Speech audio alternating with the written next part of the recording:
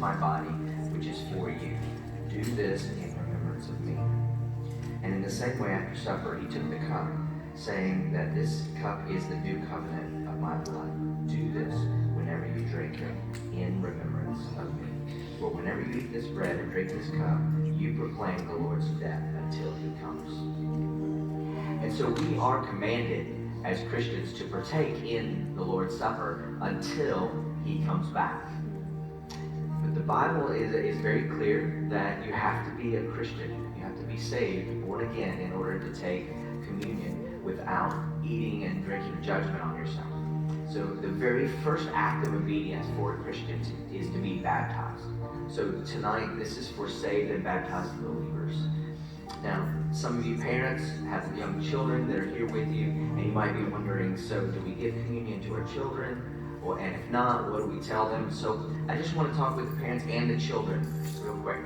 I am sure that all of the children here love Jesus with all of their heart. However, communion is for people who are saved, people who not only love him, but who were lost in their sins, which means that if they were to leave this leave this world, they would be accountable for their entire eternity. And so for anybody in this room, and that would include children that have been totally lost in their sin and would have answered for that sin for all eternity, but have committed their lives to Christ and have been baptized, then communion is for you. But if that is not the case, then the Bible is very clear that we're not to take communion yet. And so for those of you that are new here, that have never taken communion here before, you're going to notice something a little bit different about how we take communion. You're going to get bread that symbolizes the body of the Lord and the juice that symbolizes the blood of the Lord. But you're also going to see a dish in the bread of salt. And so we're not adding an extra element to one of the sacraments. But in the Old Testament, salt is just a symbol of a covenant that the Israelites had with God. But it was also a covenant that believers had with one another. And salt basically represents three things.